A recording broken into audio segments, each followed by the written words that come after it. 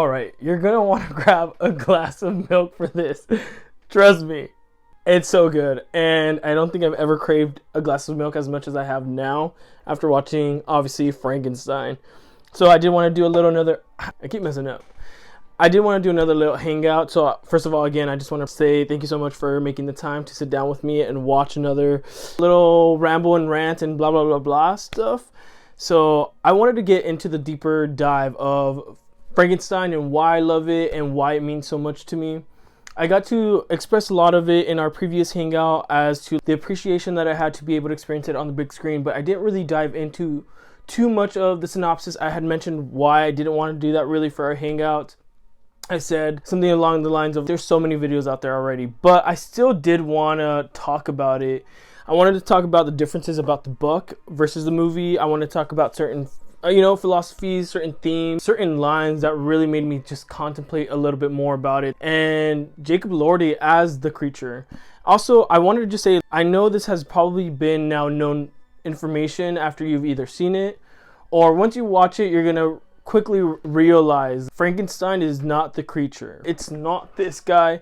Frankenstein is Victor Frankenstein, which is the mad scientist, the one that actually creates the monster or the demon or his creation, who has no name, which is unfortunate, but I think it says a lot. I don't know if I've already said this before.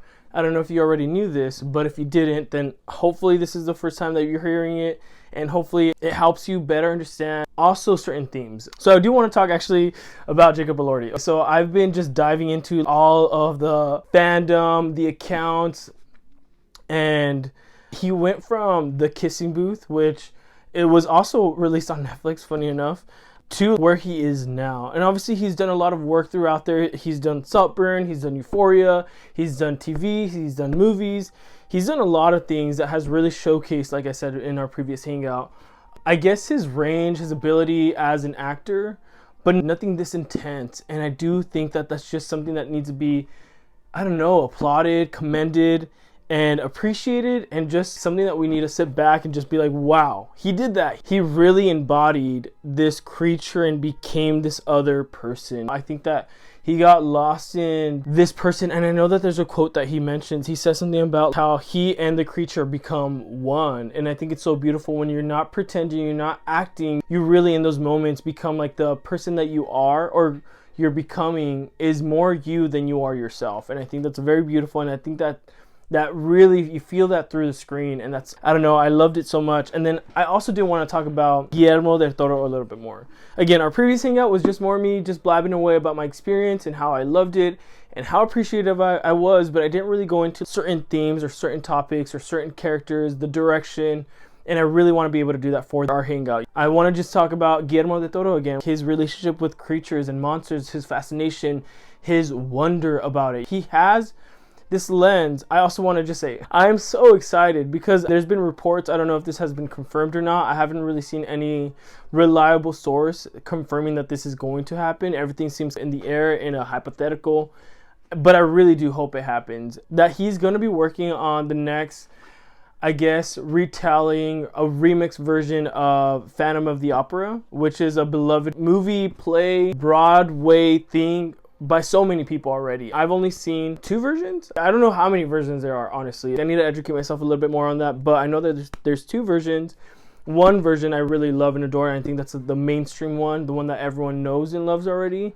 I think I need to go back and revisit it, and I think I will be closer to the date. I don't know if it's far out into the far future, because I know that he's also working on another stop motion right now.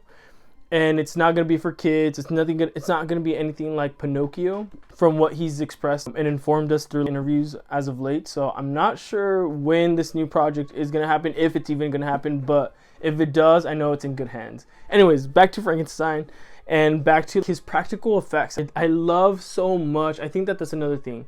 I love, in this age where there's a lot of ChatGPT and AI and just wanting to have quick access, immediate access, CGI, which again, there's this love and hate, or I think that you should have a sort of healthy relationship with ChatGPT, with AI, and with CGI stuff. I think there's definitely a time and place for that kind of stuff. But there's also one thing that should push you into creating this sort of magic and practical effects and really making this come to life.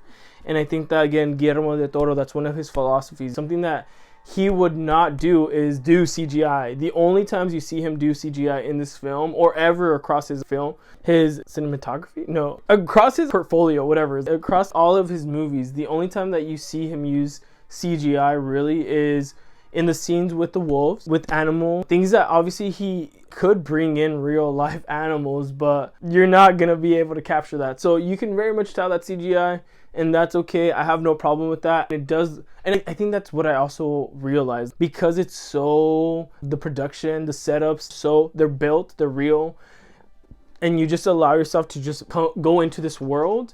The atmosphere, the atmosphere just feels so alive that when you do see or spot CGI, it just feels like, what the heck? It's just not Guillermo del Toro. And it makes sense, you know, why he used CGI. But I did want to just talk about the fact that there's practical effects for that. And I think that's beautiful. I also love the whole process of the prosthetics for the creature and how that looks, and just making that come to life, and how there's, I think that even in the design of him, there is certain references. Something that I thought of was Prometheus. There's a little bit of a resemblance towards that. There's also a resemblance to his previous creature, which is the Shape of Water. I feel like there's a bit of that. There's another creature in Houseboy, I believe, that also resembles or is in that family. For me personally, I might be blind, I need glasses, so maybe it was just like me and my own way of perceiving it, but I definitely loved his look. I do want to also talk about how his look differs from how he's described in the book. He's still, I guess you could say, in a very unconventional, weird way, he is still an attractive looking creature. And that is something that's true to the book. In the book, he's described to be a very attractive but off-looking monster until he comes alive. When he comes alive, he's not so attractive. He didn't get the attractive features from the corpse. Once it's moving and functioning, I guess you could say, he's very much like, whoa. And then I also, obviously, I want to talk about Oscar Isaac and his performance as Victor Frankenstein, how he was able to also just become, I feel like these fictional characters, I'm so sorry, all these actors really embodied these fictional characters and made them feel so alive and so real.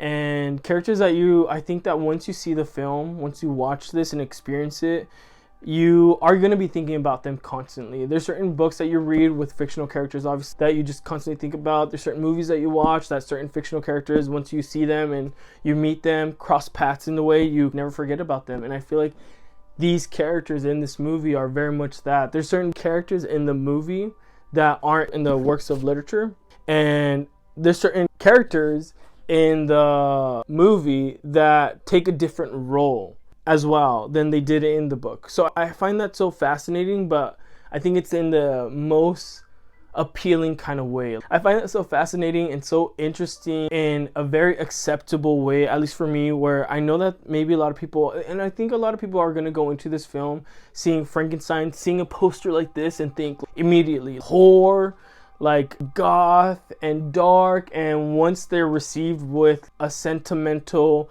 empathetic and dramatization of this world, they're gonna realize maybe they didn't go into it with the right lens, or the marketing. I don't think the marketing portrays it to be anything more frightening than it is. And it is a very frightening film, but not in the same sense as, I guess, you're talking about horror or suspense or thriller. Again, it's a very romantic and gothic and dramatization of just what certain themes bring out. And I don't want to make this hangout too long, because our previous hangout was 25 minutes or 21 minutes, I don't know, but it was excessive. So I want to make these into little fragments. I want to make certain hangout to be certain things. So for our next hangout, I do want to talk about just the book. I want to just focus back to the root, back to the prime source of what made everything else come to be because of this. And I want to be able to talk about, certain words that I learned, like countenance. I didn't know what countenance was until I read this book, and Mary Shelley uses that quite a lot. I actually want to do some research as to how many times she wrote countenance, because she very much used and abused that word, which I love, and now I know it, and now you know it, hopefully. But so like countenance, there's other words that come to mind that I want to be able to say for that hangout, where I just dive into all the words that I learned, the beautiful writing, the style, and that's definitely going to be for our next hangout. But maybe I lie. Maybe I'm getting too ahead of myself. That's going to be in one of our hangouts, because I feel like tomorrow I'm really excited that I'm going to be able to, well, today actually, because I'm filming it yesterday, Thursday, but it's coming out today, the day of the release of Frankenstein on Netflix, which is going to be up for streaming now. And I'm going to be watching that and experiencing that with my mama. And I'm really excited. I don't know, I said that kind of weird. But my mom. I'm going to be experiencing it with my mom, watching it in Spanish, which I'm also really excited, because that's, again, something that every time as I rewatch a movie, as I keep going, especially a movie like this, certain things just get more highlighted or emphasized for me. Things that I'm like, oh, I didn't really read too much into that, or I didn't really catch that. Also, getting to see it, because I have seen it now 3 times, that I'm going to be able to take a little bit more of a back seat and then be able to just observe my mom's reactions and her expressions. And my mom's a huge commentator on movies. As she's watching it, she likes to express, she likes to sigh, she likes to gasp, she likes to do all those things. So that's going to make it that much more memorable and riveting and exciting to be able to just watch it alongside someone that I'm really excited to show it to.